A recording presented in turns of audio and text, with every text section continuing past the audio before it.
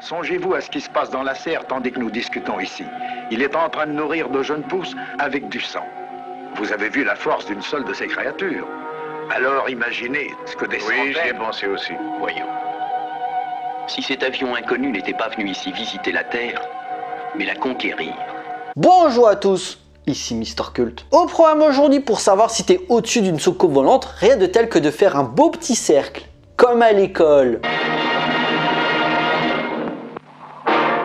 Nom d'un chien. Hé. On dirait que c'est presque... Oui. C'est presque rond. Exact. C'est rond. On en a enfin trouvé une. C'est une soucoupe volante, aucun doute. Vous êtes prêts? C'est parti pour la chose d'un autre monde.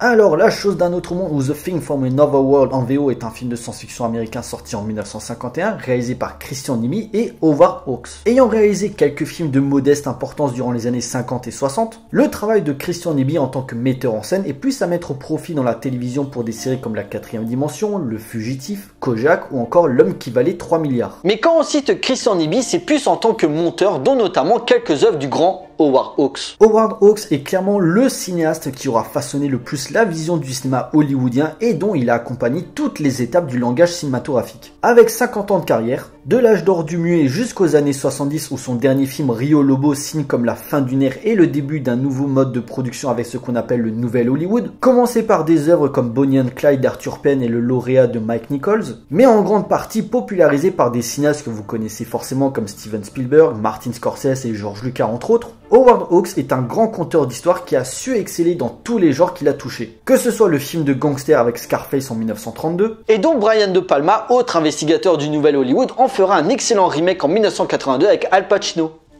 Là. Le film de guerre avec Air Force en 1943, le film noir avec Le Port de l'Angoisse en 1944, la comédie musicale avec Les Hommes préfèrent les blondes en 1953 ou encore le péplum avec La Terre des Pharaons en 1955. Mais si un genre devait résumer l'entièreté du cinéma d'Howard Hawks, ça serait sans aucun doute le western. Souvent considéré comme le genre le plus pur du cinéma, on retrouve tout ce qui fait la force de cet art par le choix des cadres, la musique, le montage et cette imagerie iconoclaste qui a marqué tant de générations du cinéaste. Il est avec John Ford celui à qui on pense directement quand on parle de l'âge d'or du western américain, redéfinissant l'école par les frontières éthiques, la mise en scène, l'esthétique et surtout la puissance évocatrice que la conquête de l'Ouest va véhiculer dans l'inconscient collectif. Des classiques comme La Rivière Rouge en 1948 où il dirige pour la première fois un certain John Wayne, La Captive aux yeux clairs en 1952 avec cette fois le grand Kirk Douglas. Ça va, il a pas eu à se plaindre niveau acteur quand même hein. Et bien sûr son chef-d'œuvre Rio Bravo en 1959 faisant partie des films les plus importants du genre et l'un des plus gros succès du cinéaste, tout en étant une grosse source d'influence pour le western spaghetti qui allait arriver par le biais de Sergio Leone. Et dont John Carpenter en fera un remake moderne avec l'excellent Assaut. On reviendra sur John Carpenter un petit peu plus tard. Howard Hawks laisse derrière lui un héritage dont seuls quelques anciens encore en activité comme Clint Eastwood, Francis Ford Coppola ou encore Brian De Palma, on y revient, laissent transpirer dans leurs images la magie impérissable de sa mise en scène. Mais revenons au début des années 50. Howard Hawks, en véritable touche-à-tout, souhaite s'atteler à la science-fiction, genre très en vogue durant la période après avoir découvert une nouvelle d'un certain John Campbell. Mais ne voulant pas faire les choses seul niveau réalisation, ce qu'il a déjà fait auparavant, il donne la chance à son monteur Christian Nyby pour pouvoir réaliser son premier film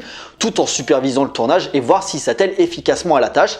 Et c'est ainsi que sort La chose d'un autre monde. L'histoire, une équipe composée de scientifiques et de militaires découvre un vaisseau spatial prisonnier dans la banquise arctique. Après l'avoir malencontreusement détruit en voulant l'extraire à l'aide de bombes thermiques, ils décèlent cependant un corps extraterrestre figé dans un bloc de glace qu'ils ramènent à leur base. Malheureusement, lorsque ce dernier fond accidentellement, la créature s'échappe et c'est toute l'équipe qui se retrouve menacée. Adaptant à l'écran la nouvelle Who Goes There écrite en 1934 par John Campbell, excusez mon accent anglais, Christian Nyby et Howard Hawks proposent une œuvre de science-fiction incontournable et représentative d'une époque aujourd'hui révolue, mais dont l'aura aura influencé bon nombre de cinéastes à poursuivre dans cette voie tout en les liant à des éléments horrifiques, que ce soit Ridley Scott pour Alien, Don Siegel pour L'invasion des profanateurs de sépultures ou encore son remake.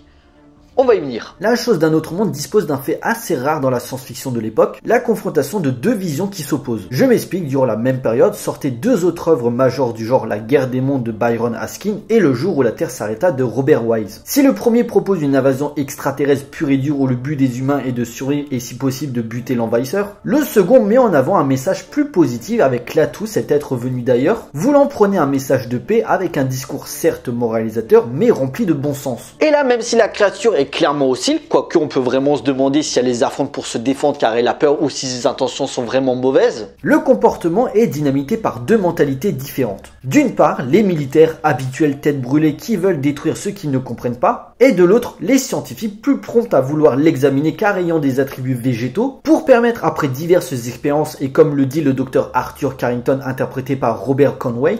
Voilà qui est très clair. Vous devez faire ce que vos supérieurs vous ordonnent. Je raconterai ça quand je serai devant la cour martiale. Vous n'enfreignez pas seulement les ordres, vous frustrez la science d'un secret d'une inappréciable valeur. Je vous prie de ne pas rester ici. La connaissance est plus importante que la vie, capitaine. Nous n'avons qu'une excuse d'exister, c'est de penser, de découvrir, d'enrichir la science. Bon, vous y attendez, si je parle de ce film, je ne pouvais pas passer outre son super remake qui accessoirement est mon film d'horreur préféré, le mythique The Thing, sorti en 1982 et réalisé par Big Daddy John Carpenter. Car même si les deux versions racontent peu ou prou la même chose car étant forcément liées à l'œuvre d'origine de John Campbell, les deux adaptations traitent chacun d'un genre bien différent dans leur structure. La version de Christian Nyby et Howard Hawks emprunte certes quelques éléments d'épouvante mais lorgne plus dans la science-fiction typique de l'époque avec les thématiques scientifiques et anthropologiques que cela comporte. Je voudrais vous faire remarquer que certains organismes survivent à la mort de l'être mais qu'ils ne sauraient résister au froid. Dans ces conditions, D'un autre côté, il faut dire que ces mêmes organismes peuvent être dangereux. Ils peuvent véhiculer des germes d'une autre planète, dont la médecine n'a peut-être pas connaissance. Merci d'avoir changé. Je suis en désaccord total avec vous. Cette idée grotesque. La version de Carpenter, quant à elle, on est clairement dans l'horreur pure par son ambiance, ses visuels vraiment effrayants et ses effets spéciaux révolutionnaires créés par Rob Bottin. Et de fait, la vraie différence qui amène à ne pas les comparer naïvement tient sur une seule chose, le design de la créature. Dans la version de 1951, l'entité extraterrestre tient certes des attributs végétaux mais dispose d'une forme humaine donc reconnaissable, alors que la version de 1982 est son exact opposé, car elle n'a pas de réelle forme puisqu'elle se substitue à l'autre qu'elle contamine, renforçant de fait le climat de paranoïa ambiant sur qui est infecté et qui ne l'est pas, atteignant son paroxysme avec la fameuse scène du test sanguin où on chauffe le sang de chaque membre de l'équipe car la créature serait sensible au feu, et s'il y a réaction, la personne visée n'est pas celle qu'elle prétend être. Bien sûr, pour jouer sur cette ambiance oppressante, l'équipe du film de 1982 est nettement plus réduite que dans la version de 1951, et de fait, la question sur qui est ton allié ou qui va essayer de t'absorber prend tout son sens, car met en avant la peur de l'autre et de l'altérité, le tout dans une base reculée où il est presque impossible de s'échapper. T'as d'ailleurs petite anecdote sur la fin, alors il y a la timeline pour switcher si vous voulez pas le savoir.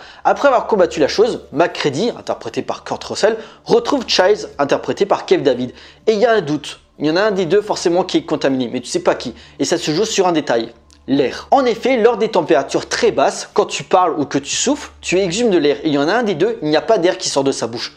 Lui, c'est la chose. C'est cadeau, ça me fait plaisir, vous dormirez moins bête ce soir. A noter que le film de John Carpenter a eu droit à un préquel sorti en 2011 et réalisé par Matthijs van Egningen, plutôt de bonne facture mais assez oubliable, et qu'un nouveau remake produit par Blumhouse serait dans les tuyaux incorporant des éléments de la nouvelle et des films, mais également d'une extension nommée Frozen Hell, découvert par l'écrivain John Betancourt en 2018. Voilà, maintenant que ça c'est dit, revenons à nos moutons.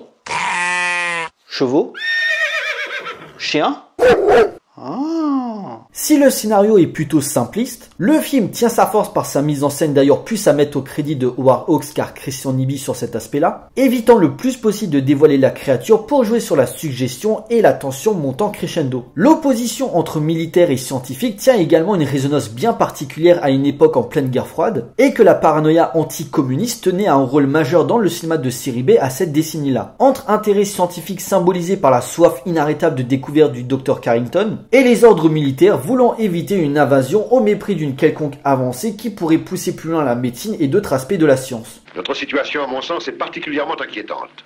Cette créature est en train certainement de se multiplier dans la serre d'une façon identique. Et nous ignorons à quelle vitesse elle peut se multiplier. Elle aura encore plus besoin de sang et fera tous ses efforts afin d'en avoir davantage. Nous l'avons emprisonnée, nous ne la craignons donc plus. Êtes-vous tellement sûr que nous soyons en sécurité et avez-vous pensé à celle de tous ceux qui vivent sur Terre? Songez à une invasion de milliers de ces créatures inconnues. Il faut absolument le détruire et brûler toutes ces graines. Non. La réalisation exploite toutes les possibilités par son cadre et son montage dans le huis clos pour ainsi distiller le plus efficacement possible une atmosphère étouffante où la menace peut être n'importe où. Que ce soit la tempête de neige accentuée par les courants d'air et les bruitages sonores intenses, et bien sûr la créature capable de s'adapter aux conditions météorologiques et disposant d'une force surhumaine, confirmée quand elle affronte et tue les chiens de manière impressionnante, et donc elle est présentée comme bien plus qu'une simple carotte sans émotion. Une œuvre spectaculaire malgré les années qui passent et dont l'imagerie reste intacte par une puissance évocatrice du genre. Capitaine, si nous attrapons notre petit ami, je désirerais prendre une photo avant que vous le réduisiez en bouillie. Entendu, rien par ici.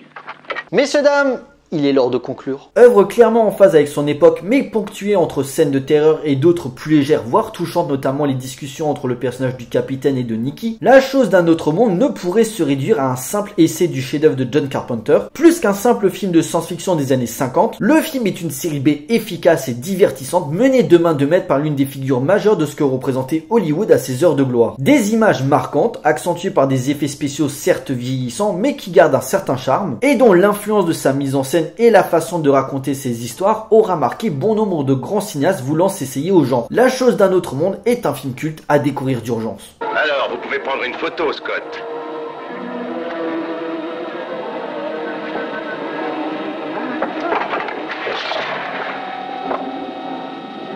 Voilà, cet épisode est à présent terminé. J'espère qu'il vous a plu. Donc La chose d'un autre monde, un film à voir ou à revoir si ce n'est pas encore fait. Si vous voulez découvrir la science-fiction des années 50, celui-ci est un incontournable. Pour nous, on se retrouve pour une prochaine vidéo. D'ici là, portez-vous bien, allez voir des films. Ciao.